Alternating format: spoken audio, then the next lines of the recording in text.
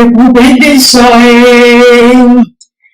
Igbo nyamụma asị m ụwa nụrụ olu m n'ihi Igbo nyamụma ike Yahuwa kijaga ike jabamba Igbo nyamụma amara Yahuwa jinjugie Igbo nyamụma nebube Yahuwa kijaga ebube ndị nsọ abụ m onye amụma asị m elu ụwa nụrụ olu m na abụ m onye amụma ike Yahuwa ka ndị aga ike ji eme nganga abụ m onye amụma mamara Yahuwa ji ndụ m amara oke ọnụ ahịa abụ m onye amụma mebube Yahuwa ka m ji aga Igbo onye amụma master prophet Igbo onye amụma ma ike Yahuwa ka iji aga ike Chukwu okike amara Yahuwa ji ndụ gị Igbo onye amụma Igbo onye amụma mebube Yahuwa ka iji aga ọtụmọkpọ ndị nsọ ndewo ndị Igbo ugbu a chejiene enweghị m ogologo ohere aga m eme ihe a ka m nwee ike jee ihe ọ na-achọ ejiene ahụrụ m ana m anụ ihe na-eme na Finland maka ana m amonitọ ya maka ana m aprojekti ka Simon Ekpa ka ọ pụta ka things dịrị ya easy. Enwere a lot of people first of all ana m ekele Vam the most trusted na ndị otu ya na also the brother kpọrọ m the other time onye ya na Simon Ekpa na-ekwu okwu regularly. Ana m ekele ha for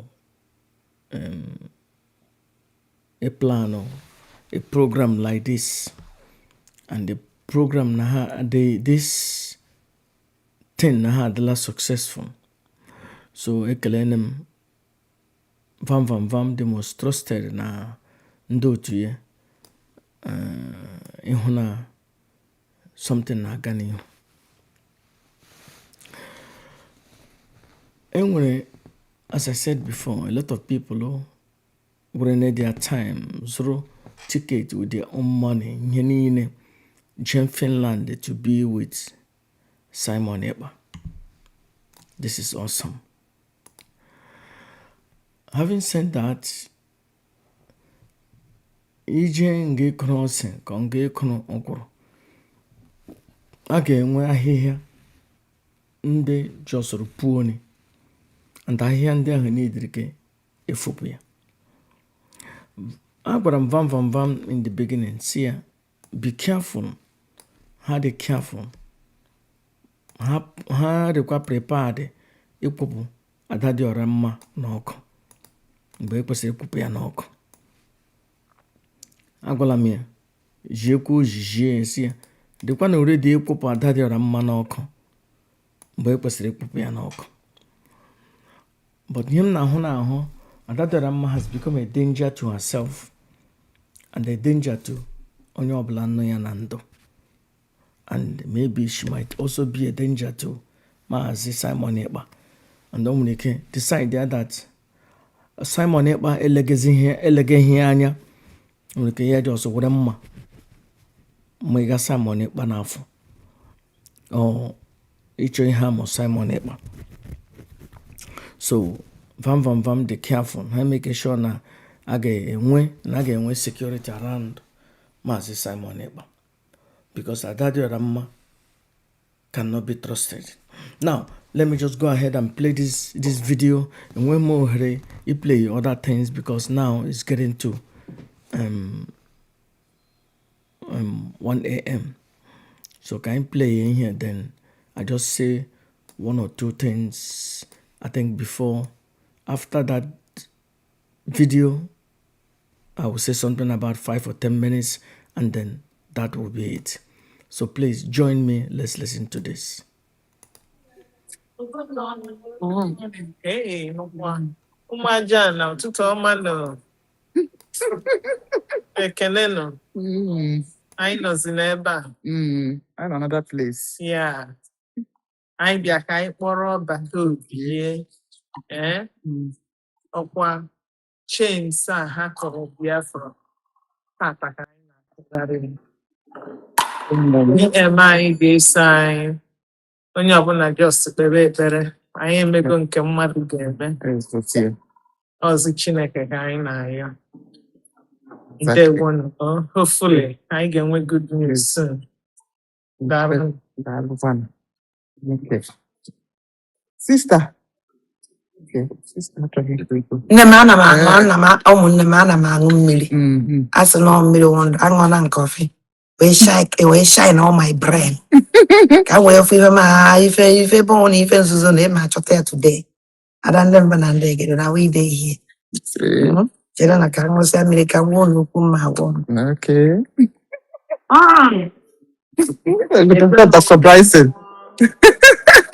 Oke mmụọ ụmụaja na oke mmụọ. Nna m biko kene ụmụaja na anyị nọ live. Ụmụaja na-ekele m nọ tata bụ August 25 here at Kuvula Appeal Court. So we are here to take our PM home. So Exactly. yeah. Okay. So onye ọbụla na-ekpe ekpere. That's just it. That's just it. There's no two ways about it. Yes. Okay. Yeah. Ụmụaja na ụmụ Igbo mụrụ nze m ọzọ ọfụna okwu ebe na ife anyị nazi anyị nọzie ụnụ afụna ka ụzọ si wee mepee today. Anyị nwa mụ ndị bụ ụzọ bifo ụmụ ajọ mmụọ na ajọ mmadụ a na-afụ ndị na-akụwasị ite ofe ma ndị na-akụ ite akụ oyibo na ndị gwọrọvuru na-akpagharị aka nsị ha ncha niile ya aba ha ọnụ. Ihe mmanwụ nke onye vuru were bịa ya abịa n'isi nke m buru bịa ya ịba m n'isi. Ọnwụ na mburu mma bịa mma sowe m eburu m njọ bịa njọ sowe m nke ọnwụ na onye vuru were bịa oya eso ewere na ibe anyị ji bịa ife ọma nda ihe ọma ya na-aga. Ibe anyị ji bịa ife ọma ihe ọma ya na-abịa because na ndị na-akụwa ọgwụ ndị vu ọgwụ akpagharị na-evu ọgwụ akpagharị ma ndị vu ite garafu a ya eji isi ha were vu nke onye gwọtara obere n'isi mana nke onye vuru bịa tata iwu na o ya ebu ya were na Olesi na ada ndị mba na ndị egede ọjọọ ga na-awala eze abụghị ya mana ha esi hụrụ ya benebe a na-egbu because ebe a na-eje anaghị enwe ụmụ amoosu na ụmụ udene. So I want to say something quickly.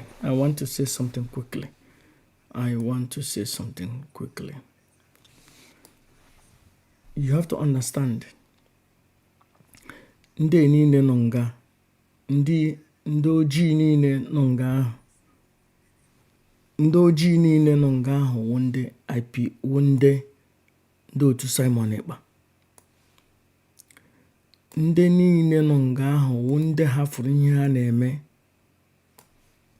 jeje ịnọnyere na Simon Ekpa. Some of them came from Canada, some she from Australia, some she from America. That means agbara long distance ịbịa. Ọwụhụ na ọ dịka ihe dịka Europe mmadụ ga-agba 1 hour, 2 hours or 3 hours. Ndị gbara more than 10 hours bịa ịnọnyere na Simon Ekpa. Normally, ihe is supposed to be one people. Normally here is supposed to be one people, but one I turn on here into as if men want an enemy everywhere. I want to hear him before. 2 or 3 days ago, on a complaint na somebody were aki kụwa n'ụzọ. Ya wuru na enwere onye somebody nwere spiritual understanding, or maybe feel na ewete aki mere n'oshie kụwa ya n'ụzọ, na ọ ga-eme onwe any case he nwere against Maazị Simon Ekpa na the case adịla rottened.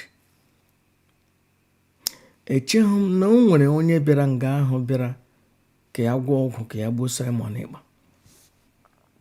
But just na Adadioranma na IPOB agbakashana into 1,000 places.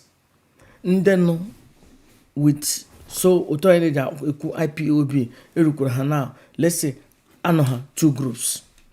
Ndị group kwụrụ with Maazị Nnamdi Kanu na ndị group kwụrụ with Chiketoziem IPOB. Now ịbịa na Simon Ekpa doburu na from IPOB baa na group nke ya na-akpọ autopilot. Ịbịa nga ahụ erukwara ha 7 places, 7 factions, and ha niile most of them kwụrụ with Simon Ekpa. But enwere ha onye asị ha awụ prime minister, onye asị na awụ spokesperson, onye asị na awụ, onye asị na awụ. Tamis egide ga-agba ọzọ. Adadioranma bịara nga ahụ ịgba wụọ. So somebody ji aki maybe ime spiritual something ka ọ bụrụ na enwere ihe eji jide ka ihe ahụ ka ọ bụrụ na ọ damage na ka case ya damage on my own feeling. So ya were ihe a na-ekwu na social media all along, so that ya wụ na enwere ndị ọcha na monitor na social media ha si hey na ndị ojii na ji ọgwụ bịa ịbịa ma anyị ka anyị hapụ Simon Ekpa. Na ndị ojii na ji voodoo bịa ka ha mee ka anyị release Simon Ekpa.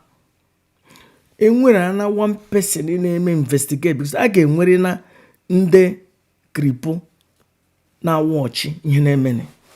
A ga-enwere na ndị nọ nga ka a na-ege ihe na-emene n'online, ka a na-ama ihe na-eme online, ka a na-ama ndị ebe ha shi maybe ya chọma more people a ga-eti na prison ka a mara.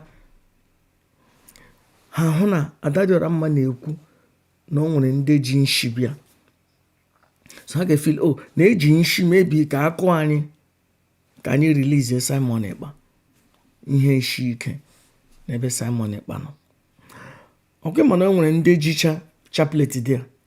Adadioranma na-eclaim sị na ya wụ onye ọdịnala. Onwebe mgbe o kwuru sị ndị eji chaplet n'aka na nnụ ji nshi bịa, ndị esi na nnụ wụ pastọ nga na nnụ bụ nshi bịa. Pụta onye ọbụla mege ihe ọdịnala na-awụ ha Adadioranma, onye ọbụla kwugo okwu ihe dịka fili ka ihe ọdịnala na-awụ ha Adadioranma, na-awụhụ ndị otu Adadioranma, ndị ọzọ wụ ihe ọjọọ. I want to let you to understand one thing. Onye ọbụla iko ya juru,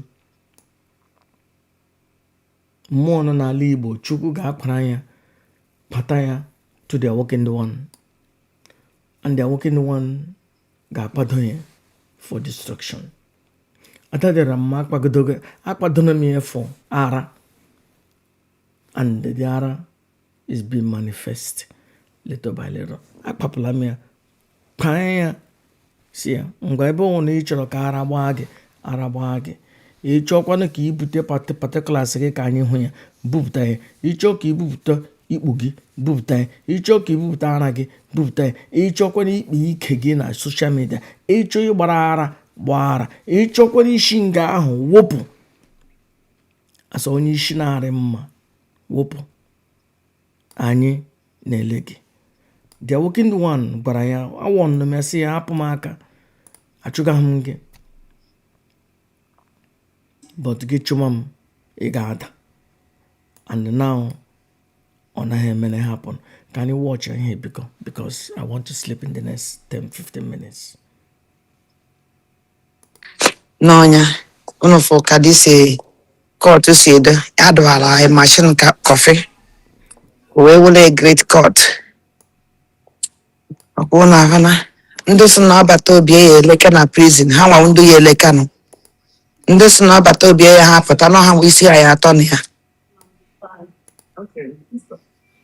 so ụmụnne m nọ ya ịmụrụ mana ebe ọnwụ na ibe siri ike mgbe ọnwụ na ibe siri ike mgbe ahụ ka ọ na-adị mma mgbe asụkwa na ọ na-adị mma mgbe ahụ ka ọ na-emezu anyị abịago and anyị abịago and anyị standigo we go nowhere enwere ebe anyị na-eje onye ọnwụ na-avụrụ ọgwụ were bịa ebe a ọgwụ ahụ eso ya na ezinụlọ ya ma ndị na-akụwa akụ oyibo ma ndị na-akụ ite ọgwụ ma ndị bụ ite garafu akpagharị bancha niile ya akụwa ya na ezinụlọ fọ ọbata obi onye si na ọbata obi ya eleka na prison onye ahụ eleka otu a ka ọ dị na na-etiri m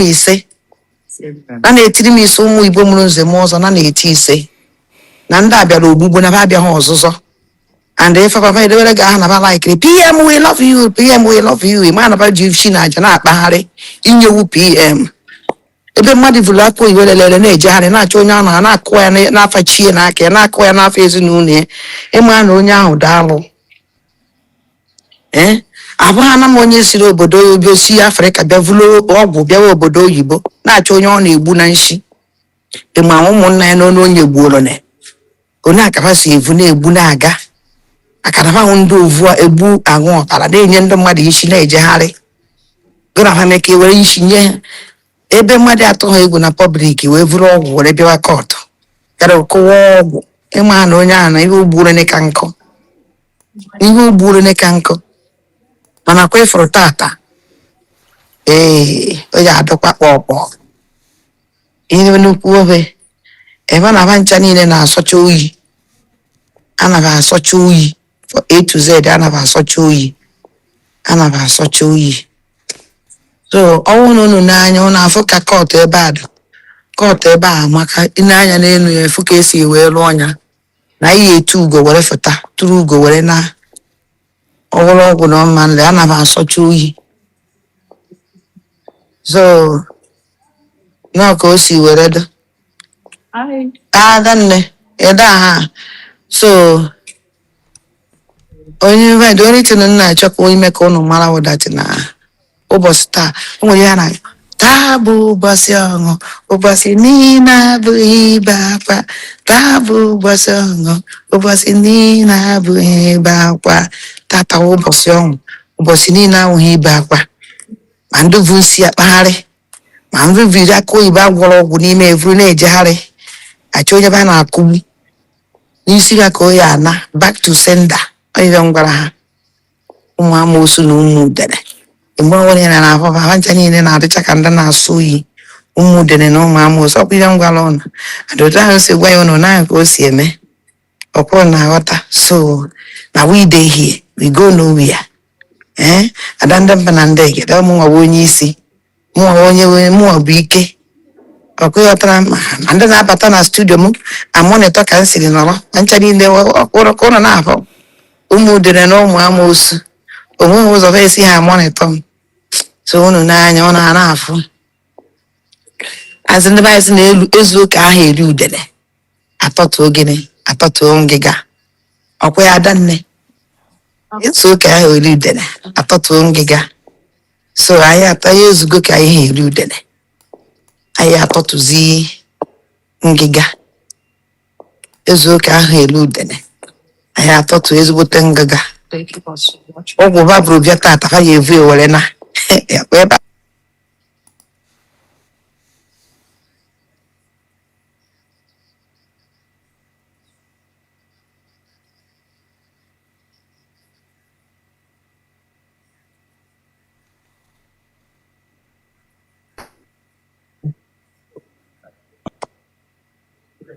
Madam, Okono Freya.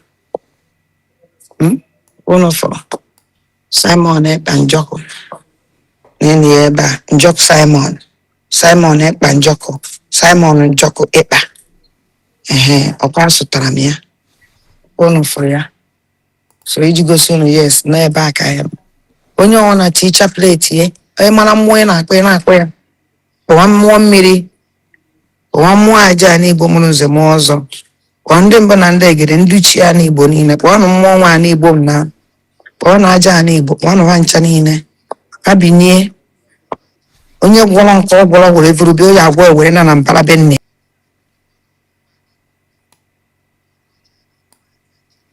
Do you understand? Osi onye ọbụla kpewe chaplet ya. Onye ọbụla akpọma nke ọ na-akpọ. So ndị jikwenu akịbịa a kind of as an element ịkụwa case ha ji against Simon Ekpa. Ihe were ha na-eme ha akaja. Ile picture m tiri nga ihe the state of Adadioranma. Somebody na-achọ ịdapụ na cliff. Somebody ishi na-arịwo mma. Adadioranma nọzi na steeti very soon na ọ ga-awe danger to onye ọbụla nọ around ha. Onye ọbụla nọ around Adadioranma, be very careful. Biko no make any sure secure no Simon Ekpa away from this Adadioranma. Because o nwere ike were mma gbuo m even o nwere ike were mma mega all those people nọ nga ha n'afọ feel na ha were threat to Simon Ekpa. But at the end of the day, all ya wo that threat a na-ekwu okwu ya. All ya wo onye chọrọ ikpe na Simon Ekpa aja na garị. All ya wo onye chọrọ ime isolate Simon Ekpa ka ọ wụrụ na ndị niile bịara na-abịa ya wụrụ naanị ya na mmadụ abụọ ga-abịa. Ndị otu vam wụrụ na ya ndị iro. Ndị ọzọ sheshibịa wụrụ na ya ndị iro. Ọ naanị ya ile anya na the background there, everybody na eme isolate. People na stay away from all some useless ones who feel that onye ọbụla aṅụjuru mmiri n'afọ hụ ihe Adadioranma mere nga. Onye ahụ aga akọndo onye. Onye ga-adị happy na ihe ọ na-eme an idiot. Somebody useless person. Somebody na-aṅụjuru mmiri n'afọ. Nyawo ihe nwere. Ihe gosiri na ndị Igbo anụghị otu. That's why m ji say orube na ndị Igbo inwere onwe. For us inwere onwe ọ ga-awụ over 20 years na-abịa abịa. Anyị agabe enwere onwe. Anyị nwere onwe na anyị ga-egbuchicha onwe anyị. Anyị ga-akpafucha ọbara anyị ya afọ maybe one person. And one person enwere ike rezie dị nwere onwe. Because anyị anọghị n'otu. Anyị aga enwere onwe. Anyị erube na enwere onwe. Lekwa ihe Adadioranma meghe nga kamgbe 1 week. Ndị niile bịara ịbịa hụ Simon Ekpa. That is all disgrace in him. Ya wụzie naanị ya. Let's continue to listen, please.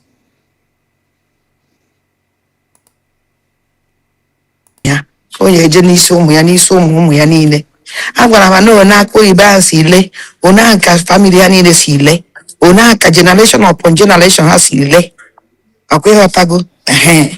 Lati aka oyibo ahụ akụwara lelele, one ahụ olele ka blame ha ncha niile si ile from A to Z. Ọkwa ịghọtago? Because na ife ụmụ aja na wụrụkwa nwa mmiri. So never she will see na Igbo vlog.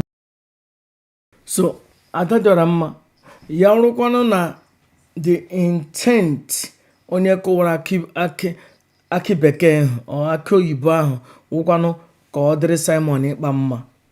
So ihe niile i kwuru ka abịa to your head. Let's say na onye kọwara aki oyibo ahụ wụ ihe ọbụla eji against Simon Ekpa na today na destroy na boom, but gị na-ebo ya ebubo ihe ọ na-eme. So ihe niile iburu ya ga-abịa n'isi gị because ị nweghị evidence na onye kụrụ akị bekee ahụ, akị oyibo ahụ, na o nwere a bad intention towards Maazị Simon Ekpa. At the end of the day, ihe ọgwụ ndị were na their own private money gbara bịa, and gị na onwe gị nwa Adadioranma o wee ego ndị mmadụ dashiri ga dashi ka eji bịa. No wonder m ji jie ojiji ya jie Simon Ekpa that this woman need to be put into her place. Let's continue to listen. wee bịawa Finland bịa ịkụwa n'isi chi ha, bịa ịkụwa n'isi aka ha, bịa igbu chi ha, bụ igbu aka ha. A gwara ha na aka akụ oyibo ahụ esile n'isi ha niile brain ha niile elele na-esi tutututututu ndị ahụ ndị ọjọọ. So nọọ ife nna achọ ka ụnụ mara, ndị na-eko ka ite ọka, ma ndị na-eko ka ite ọka, ma ndị na-eko kpọf, ndị na-eko ka akpakolo ha ncha niile na wide ihe ụmụ Igbo mụrụ nze m ọzọ shia na like ya appointment na nke ikuku na. So ka ọ dụwazie na ụmụ Igbo asị nka ngosi ụnụ ka o si were dị. Ịma na ụmụ ozu elepụta werere na-esi. So n'ọnya evurukwana ịma na agwọ zuru ebe nke ha gwọrọ vuru bịa kụwa na akọtụ nke ọzọ. Onye mụ ite gara afụfa gwọkwara were bịakwakwa nke a anyị gwara afa. O nwere egwu ndị mmanya na-agụ, ajọ mmụọ adagochi anyị eguzorogo, ọdagochi anyị, ndị ajọ mmụọ anachi anyị eguzorogo, ọdago, ndị na-agwọ ọgwụ adagochi anyị eguzorogo, adago, ndị na-agwọ ọgwụ anachi anyị eguzorogo, adago. Da niile ndị ọjọọ ka ha chara niile. So ndị ite ọgwụ nke ivuru bịa, ndị ite ọgwụ nke ivu maka unu vuzi ọgwụ na-ejegharị abịakwana m nso ịkọ ịmụ nna na ahụ na ịkwala onwe. A gwara nga na m eje ehezigo ọnụ. Unu na-evuzi n'ọgwụ na-eje ọgwụ, unu vuru ite ọgwụ bịa kụwa na akọtụ nke ọzọ, ama m na unu ovu nke unu vuru bịakwa nke ọ ga-eji na unu na-akwụzikwa ọgwụ.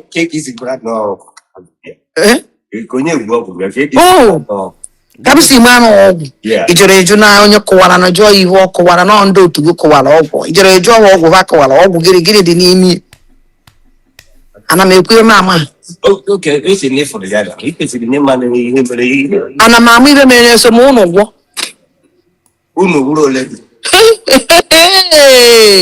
esomụnụ gwọ osukwanụ esomụnụ gwọ ọ na-ekwu ihe n'ọma ọ dịghị shọ na ihe nwe ọgwụ gịnị ime nwa ji egbu edi dibịa na-esu atịkpa ndị juru obodo ndụ na-esu agwụ egbu edi. Obodo na-esu ọgwụ, obodo so na ndị na-esu aja egbu edi, ndị ọgwụ aja egbu edi. Unu ga-esukwara m aja egbu edi, ndị ọgwụ aja egbu edi. Unu ga-esukwara m aja egbu edi, ndị ọgwụ. Ọkwa ịghọtago? Nna mmiri ya ezokwa tata, mmiri eluo no oke osimiri na ịbụkwara ihe akpụgidere ntọrọịza mkpọtọkọcha ya n'ala akpụgide na-enye kpụtọ na-ejizikwa nye aza mbala na azarikọcha anya azarikọ nke a onwe ọgwụ ha yọsara n'ala enye m eji trọịza m sakọrọba ncha ọgwụ ole chukwu jụkwa onye ara nsị so ọkwụ na afụgo so n'ọnya ka ụnụ mana ihe anyị na-eme ma bụ ihe mmụọ. Onye anyị na-achụla aja bụ oke mmụọ. Onye anyị na-eme ma bụ ihe mmụọ. Onye anyị na-achụla aja bụ oke mmụọ. Ịma na Chukwu na-achụla aja bụ oke mmụọ. Onye nna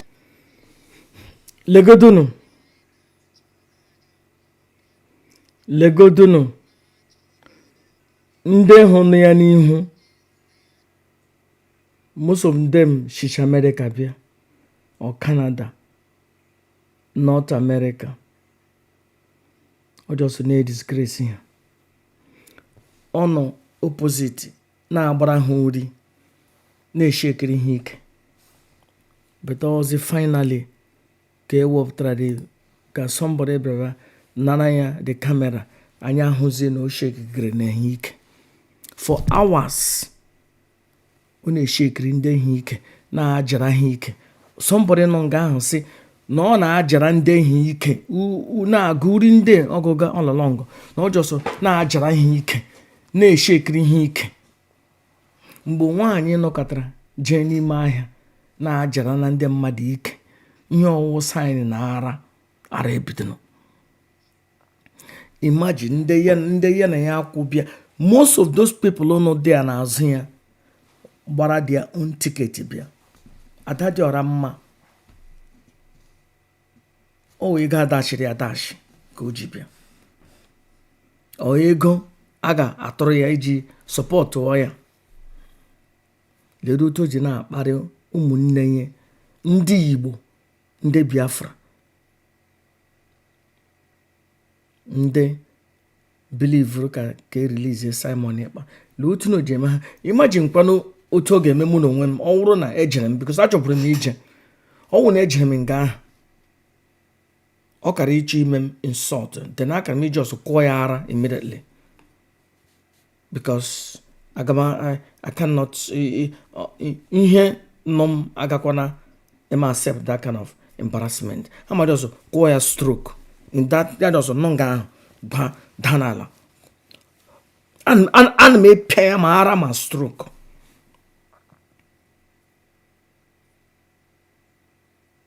Na o mere m embarrassment o nyere these people. Ọ ga-enyele their working one n'ihu m. Ama akụ ya ara, ya asọpụta panti ya, dome ya n'ala. Onye ọbụla na-ele ike, na-ele ara ya ada n'ada. Degodo otu ụja na-akparị ma ụmụ nwoke ma ụmụ nwanyị. Onye ọbụla na-atọreleti ihe ewu nshigbo mmadụ. Nwanyị ishari ya mma.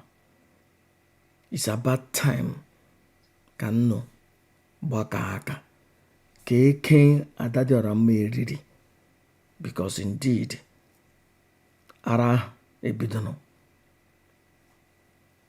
Onye ọbụla wuo onye iro Adadioranma, stay away from her. Akwa nwere m information, anọ m nwere voice recording ejitere m na ọ na-asị na ya kụrụ somebody aka ntị, na ya kụrụ somebody ihe na that place. I confirm him that video, but anụrụ m mgbe ọ na-asị na ọ dị ka ọ kụrụ vam ihe or whatever. But enwe m ohere play here right now. Ka play here. Let me go because Chụlaja bụ oke mma, na onye nna chụlaja bụ oke mma. Chukwu nna chụlaja bụ oke mma. Asị m aka nsị ha ba ha ọnụ, aka nsị ha ba ha ọnụ, aka nsị ha ba ha ọnụ, ya ba ha ọnụ, aka nsị ha ga-aba ha ọnụ, na aka nsị ha ga-aba ha ọnụ, aka nsị ha ga-aba ha ọnụ. Ọ ga ịma na aka nsị ha ba ha ọnụ, ịma na aka nsị ha ga-aba ha ọnụ, ịma na aka nsị ha ga-aba ha ọnụ, ịma na aka nsị ha ga-aba ha ọnụ, ịma na aka nsị ha ga-aba ha ọnụ, ịma na legodu nwoke ahụ nọ nga ahụ, onye ere ka husband and wife. legodo otu o ji elege. Legodo that man nọ nga ahụ. Group a nọ n'azụ ndị ofele ewu ndị enemy ya. Ama ma ihe ọwụ ndị otu Orabueze ka ọwụ ndị otu Simon Elahe, ndị otu mbambambam ka ọwụ ndị otu Ogunkele. Ndị otu o ji emega ha embarrass. Chineke o dịrị mkparị. Yeah, indeed. a sign of our ara. Here was a sign of our ara. Can you continue, Ellen? Because I think in 10 minutes I'll be over. Can see a gabahon.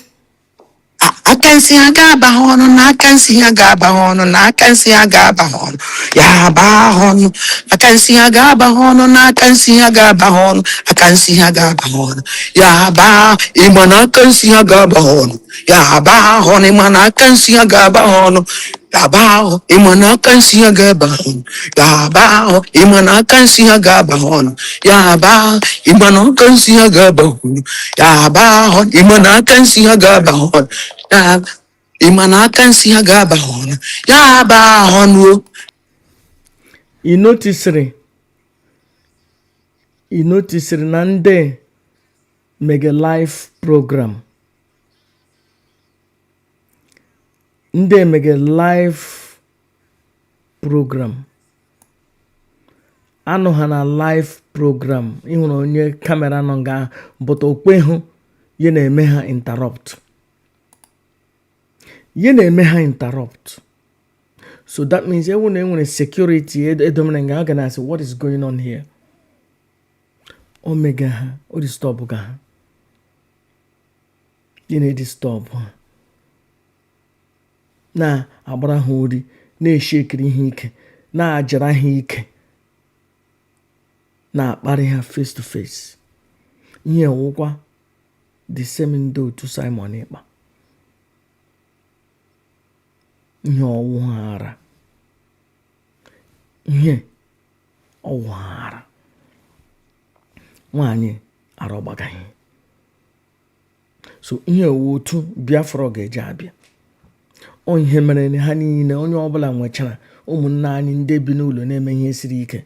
Onye esi onye jebe, onye esi onye jebe, onye esi onye ji nwee gị na ga-agba ọzọ n'ụlọ. Onye ọbụla na group ya. Legodu, how many years na eji Simon Ekpa? Akwa ekwuru m ya. The first week of mgbe eji Simon Ekpa, akwa the video na asị m na ihe karịa 6 months na this na agaghị divide into 6 places or many komebe. I take him pleasure in it, but ihe m hụrụ ahụ. And Adadioranma who single-handedly destroyed this organization, this group. Adadioranma. O joinekwara oge nkere mbụ ugbo mmemme attack. O joinekwara Ngozi Oreboeze mbụ mmemme attack. O joinekwara Fam mbụ ugbo mmemme attack. Ebe ọbụla o jere ma ha ekpeghị ihe ka ya lead ya destroy ya because o nwere 10,000 things na-ekwu ya okwu n'ishi. Imagine onye ji mma nọ gị n'azụ and o nwere ihe na-atake na onye ahụ ihe ga-ahapụ onye ahụ ejiri mma nọ gị n'azụ. Somebody asị gị na something na-atake na ya ihe na something na-agba ya okwu and o ji mma o ji daga nọ gị n'azụ. Gị hapụ onye ahụ then you are useless because ọ ga-ewere mma ahụ magbuo gị si na o nwere ihe gbara ya ni that you are a threat to his or her life or somebody ọ hụrụ n'anya ọ nọọ gị ga-eme ka ụwa emebie in the next 100 years ya were mma magbuo gị. Adadioranma onye ara. MNM established. Number 1 Osabu. Number 2 Ishari Woyemma. And any of our new blue cannot be taken seriously. Yabahonu, Abao, Imana can see a gabahon. Imana can see a gabahon. Imana can see a gabahon. Imana can see a gabahon. Imana can see a gabahon. Imana can see a gabahon. Ndi bu ogwe jehari, vusie jehari, I can see a gabahon. Imana ndị bụ ọgwụ ejegharị ibu si na jejegharị ya aka nsị ya ga-aba ha ọnụ. Imana aka nsị ya ga-aba ha ọnụ. Ịmana aka nsi ha ga-aba ha ọnụ ya ba ahụ. Mana aka nsi ha ga-aba ha ọnụ. Ịmana aka nsi ha ga-aba ha ọnụ. Ịmana aka nsi ha ga-aba ha ọnụ. Ịmana aka nsi ha ga-aba ha ọnụ ya ba ha ọnụ. Aka nsi ha ga-aba ha ọnụ. Ịmana aka nsi ha ga-aba ha ọnụ. Ịmana aka nsi ha ga-aba ha ọnụ. Si ha ga-aba ha ọnụ. Ịmana aka nsi ha ga-aba ha ọnụ. Ịmana aka nsi ha ga-aba ha ọnụ. Ịmana aka nsi ha ga-aba ha ọnụ. ị nwere ihe o megị nga ahụ o kpegiri na ha ike ọ jagara na ha ike somebody nọ nga ahụ si na ọ na-ekpere ha ike jide ike ya aka na-ekpere ha ike na-akọli traza ya elu na-ekpere ha ike ozi leta ka somebody wereziri the camera ọ dị nke ọ dị ya werezie the camera ya na disgrace ndị hụrụ n'azụ ndị hụrụ n'azụ ya akarịkwara ha 8 or 10 ndị bịara the same thing ọ bịara ya na-ebo ha ebubo na ha wu ndị nshi na ha wu ndị anyị without evidence ọgba ha afa jee mara na ndị ewu ndị nshi enweghị spirit gwara ya na ndị nshi ọ jọsọ na njanja ihe na-ekwughị okwu n'isi which no ara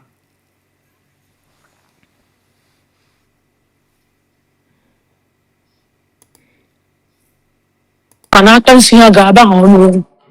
Ịmana aka nsi ha ga-aba. Ịmana aka nsi ha ga-aba ha ọnụ. Ịmana aka nsi ha ga-aba. Ịmana aka nsi ha ga-aba ha ọnụ. Aka nsi ha ga-aba ha ọnụ. Aka nsi ha ada vidio m ka m gwa egwu. Okay. Aka nsi ha ga-aba ha ọnụ. So that's the video. It's here.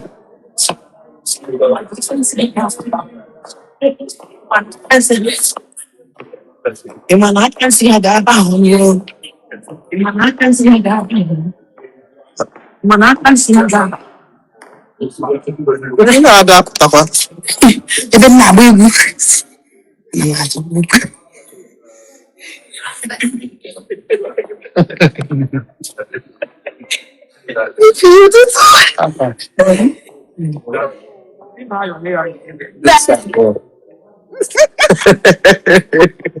Na m TikTok. Mana m anwụ. Ọsọ ndị owende. Kwetara ọ na-eme n'ọgụ ije. Ada.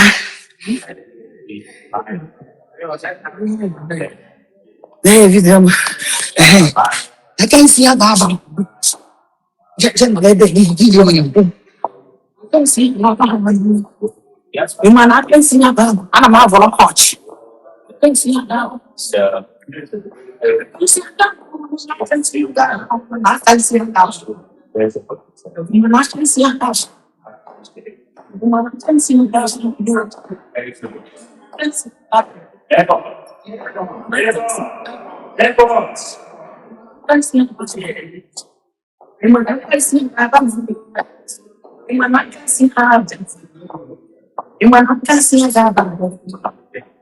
Moving forward to having moving sector, you can grow to having you can say that having forward to having moving sector.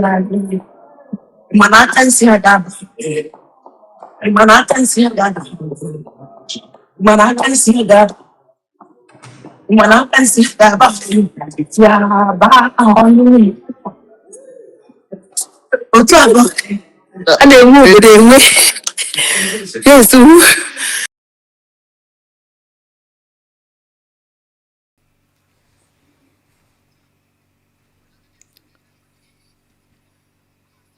8 years ago, IPOB niile won. 7 years ago, IPOB niile won. Now, Uchechi cancer destroy an IPOB. IPOB agbakashana into almost 10 places. Nde corona with Mazen Nnamdi Kanu. maybe approximately 20% minus ndị bi na Biafran land. Ndị bi na Biafran land pụrụ gidigbam. Anyị na-ekwu ndị nọ na diaspora or ndị nọ na social media. Ndị nọ na diaspora na ndị nọ na social media 80% kwuru na Uchechi, Maazị Uchechi Cancer na ndị otu Ejiketuzemma. Or let me say 70% kwuru na Uchechi Cancer, 30%, 20% kwuru na Maazị Nnamdi Kanu, 10% join ya na Simon Ekpa. Ije na kampụ Simon Ekpa divide ya into 3 or 4 or 5 places. 7 years ago, we are all one people. So ihe owu otu anyị ga-eji enwere onwe. Uchechi wuzi onye isi ndị Chikedozie akwasị na ha ekreti ene grupu nke ha. Uchechi bịara na Switzerland this last week bịa ichie anọ their new group. Ọ napụla Maazị Nnamdi Kanu almost 65 or 75% of the movement, minus ndị nọ na Biafran land. Ndị nọ na Biafran land pụrụ gidigbam.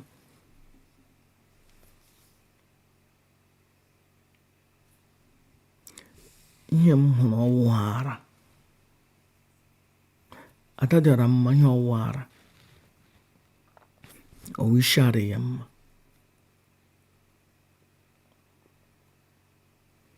Isi adị ya mma indeed. Ara ahụ m kwuru okwu ya 2 weeks ago.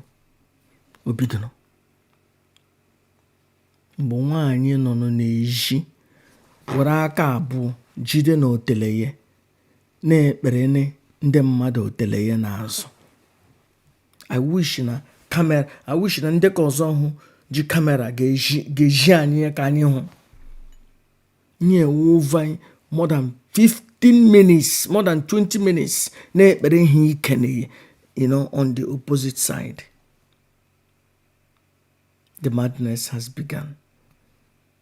Biko onye ọbụla ṅụju mmiri a n'afọ Rubiko na Adadioranma na ihe o mere akọndolu kwere ya. Esikwala ya ada anyị n'ịgbalị ana nọ gwana ya ihe mere arị mma. Ma ndị ọ na-akparị ndị ji ọgwụ bịa, nwaanyị isi adị ya mma, and isi adị ya mma indeed. Adadioranma ọkrọsụwana ihe nide na-awụ ịkụ ya ikolu na-enye ya ọgwụ ga-aka amụ ya down. First of all, napụ ya microphone so that ka o nwee ike bịaghachi back to normalcy. Ekelene m nọ n'ụbọchị taa. Enweghị m much to say. Before my move on, ekelene m nwanne anyị nwaanyị bi na Cologne. Nwanne anyị nwaanyị a na-akpọ Elizabeth. Nwaanyị wunne ụkwa grandmother. At least o nwere more than ụmụ 5 and o nwere more than grandchildren over 5.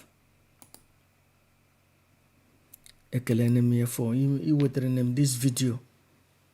Ya sendere m ya n'ụlọ ọrụ small clip ya ma lọta gbagharị around nwetazie the full one ya. Nwanne anyị nwaanyị jọkwa awụ ekelene m gị. Mgbe m hụrụ ihe n'ụlọ ọrụ m si nwaanyị jagazi otele, shake gezi otele n'ime ahịa. Their working one proclaim has started indeed. Onye ọbụla wu onye iro Nnamdi Kanu mmụọ na-akwana ya kpatara na they are working the one. They are working the one agba ya ọtọ.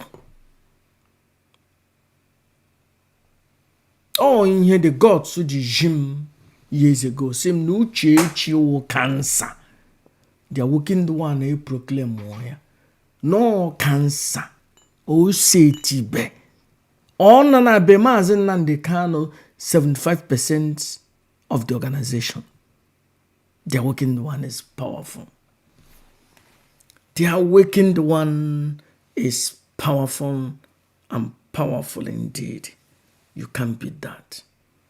Uchechi cancer na Maazị Nnamdi Kanu 75% of the organization. Yes. Happened there no Biafran land. No, you cannot tamper with Ndeno Biafran land. Maazị Nnamdi Kanu Jr. in the bag. But in diaspora, and then on social media, Uchechi ewurene 75%. Ayana achizi ha.